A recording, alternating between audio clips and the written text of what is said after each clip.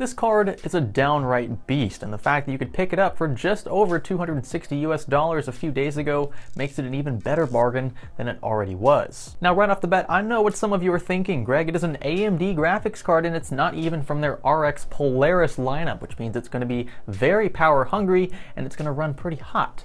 Well, yeah, it's going to run pretty hot and it will demand a bit more power than the typical modern graphics card, if you will. This card is a 275 watt TDP graphics card. That's not even total power draw. It's actually going to be a bit more than that. That's just the amount of power that's dissipated in the form of heat. Nonetheless, for 260 or so US dollars, you might be able to find it still for about 300 bucks if you find it in the right place, which I still think at that point you should buy it if you're looking for a card at around $300. There's a big jump between the RX 480 and something like a GTX 1070. You know, that's an extra 140 or so US dollars, and it's hard to make that kind of leap. So why not pay 60 more bucks and end up with a card that performs similarly? Yeah, I said it, similarly to the GTX 1070. Don't believe me? I'm going to show you the benchmarks in this video. This Sapphire Nitro variant of the Fury is bulky, and there's a reason for that. The GPU, the MOSFETs, the RAM, they all get very hot, especially when it comes to stuff that's not from Polaris's lineup with AMD. This will still get to easily 80 degrees Celsius under full load if you don't have a cooler like this to back it up. Now, speaking of temperatures, this particular card doesn't get above 75°C. That is good news. That's actually not much hotter at all than my GTX 1070 EVGA ACX 3.0 card that I use for a comparison in this video. That card gets to about 73, 74°C with its normal fan curve, as does this under full load with its normal fan curve. Something extra that this card has that my particular variant of the GTX 1070 does not have, this is indicative of just the differences in architecture and how old this card is compared to the 1070, an extra 8-pin power connector. This card is very power hungry. It's been reported that when unlocked and overclocked, an R9 Fury like this can draw up to 400 watts of power directly from the wall. So I don't recommend pairing this card with a rig sporting anything less than about a 700 watt power supply, and if you're overclocking severely, something like a 6800K, I would say 800 is your safe zone there. If you're doing, I don't know, if you're doing some kind of build with a 600 watt power supply and including this card, you're going to be really cutting it close and you definitely won't be within your efficiency curve.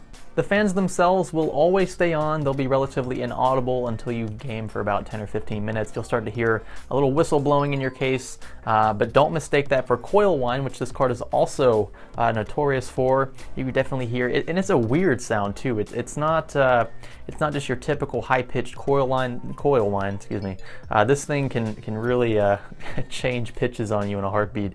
It's kind of sketchy when you're just playing a game and maybe you're in between loading screens and your frame rate shoots way up. This card will scream.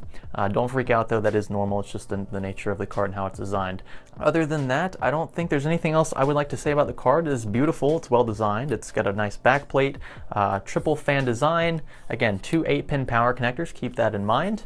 We're going to go ahead and pit it head-to-head against the GTX 1070. First up on our benchmarking list, I just ran Unigine Heaven benchmark, and here are the results. Right away you can tell that the GTX 1070 is the better card all around, about a 25 FPS difference on average. I included the maxes in this only to show the disparity between the two, but the other benchmarks you'll see here won't include maxes just because they don't really say much at all. Something else to notice here, the R9 Fury's minimum frame rate dropped to 0. Literally the game, or well, not the game, but the benchmark froze for a few seconds. I wasn't sure if that was a driver issue or not, but nonetheless, it's what happened during the benchmark, and that's why it's included in the graph.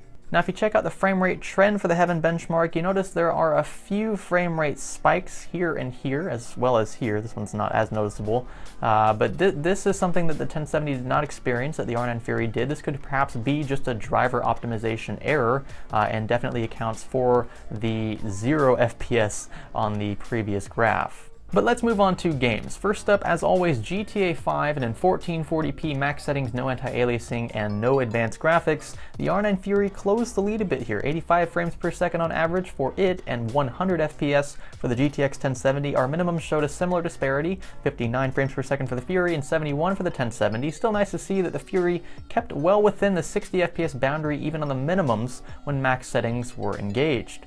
And something I hinted at on Twitter, the seconds per frame chart. You'll see the time on the y-axis in milliseconds, and you want to look in this case for a frame time anywhere from between 10 to 15 milliseconds. This is the time it takes for each frame to load on screen. And for reference, a 60 Hz monitor requires a frame to be pushed to the monitor every 16.6 or so milliseconds. You get that by dividing 1 over 60, and that's what we see explicitly with the 1070. The R9 Fury lags a bit behind in most cases, but still relatively consistent. We did see one sharp spike in the GTX 1070s here. By the way, you're looking for lower frame times in this regard. Having a lower overall trend line is better. Next, I wanted to test a DirectX 12 title because it is no secret by this point that AMD graphics cards favor the new APIs, particularly Vulcan and DirectX 12, and can even give them additional edges to boost them above their NVIDIA counterparts, even the ones that are in the price bracket above them. For more on why GCN architecture favors DirectX 12, check out this video right here. I recommend watching that before you see the next graph. And here it is. Check that out. The R9 Fury held on and even beat out the GTX 1070 when it came to the normal benchmarking runs. The medium and heavy benchmarks tilted ever so slightly in favor of the GTX 1070, just barely by the way. And look at that average, 42.3 versus 42.7. These two cards were literally neck and neck, and when you consider that the R9 Fury is about $100 cheaper than the GTX 1070, well, what a bargain when it comes to DirectX 12, and I would say the same for Vulcan titles. You could go back as far as the R9 290X and find that it could beat even the GTX 980 Ti in some DirectX 12 and Vulcan titles simply by nature of its GCN architecture. But let's move on to our last official benchmark, Battlefield 1. By request, I've been benchmarking in Conquest mode just because that seems to be the most intensive of all the different game modes. In the Sinai Desert at 1440p using the Ultra Graphics preset, the R9 Fury still did not lag far behind the GTX 1070. Also, I did not benchmark in DirectX 12 mode for this game, only DirectX 11, so I expect that had I benchmarked in the 12 API, the AMD R9 Fury would have closed that gap even more. I will save a separate benchmarking video strictly for DirectX 12 titles, and we'll do some head-to-heads between the Fury, the GTX 1070, maybe two 1070s and SLI, and something like maybe an RX 480. Let me know in the comments below what you'd like to see in that mashup. But back to the benchmark. The average frame rate for the R9 Fury was about 46.2 FPS, 48.7 for the GTX 1070, again, only about a 2.5 frame disparity there. And those minimums, ooh, those minimums, so close. The Fury almost had the GTX 1070 when it came to the minimums. Something that would have brought up the average overall would have been the maximum frame rate for the Fury, but those were neck and neck as well. Something else to note, the R9 Fury's drivers were a bit hectic. I had a few game crashes, a few D3D driver errors, things of that sort. I basically uninstalled all of the drivers and then reinstalled them again, and that appeared to fix the problem, but I still had a few issues just with how some of the recording apps I was using and some of the benchmarking apps were conflicting with the games. Only happened for the Fury, did not happen at all for the GTX 1070. That's probably just the nature of having a new card versus an older card, which tends to be left in the dust in terms of driver updates. All in all though, I do think the R9 Fury is a great bargain. I mean, you're only paying, even if you pay $300 for this card, which I think you can get it for cheaper. We'll check the links in the video description. But I do think you can get this card for under $300, especially if you're willing to wait a bit and kind of play the market right. But for under $300, this card is an absolute steal. That's why I bought one, just to kind of prove my own point. But I think that you should too if you're looking for a card around $300 and you're not willing to spend $400 on a card and you think that a $200 graphics card price range really isn't for you. This card is better than an RX 480. I've owned both cards, I've tested both. This card is definitely better than that. Even though it does demand a bit more power, it's a compromise that I'm personally willing to make for the sake of gaining more frames, running a bit hotter, but whatever, more frames. If you have any questions, comments, or concerns, be sure to leave those in the box below. Be sure to give this video a thumbs up, not 2 thumbs up, because that would just be an anti-thumbs up. It would just disappear. If you thought it was cool, give it a thumbs down. If you do feel the complete opposite, or if you hate everything about life, be sure to click the subscribe button. If you haven't already, I'll wait for you. Go ahead, take your time.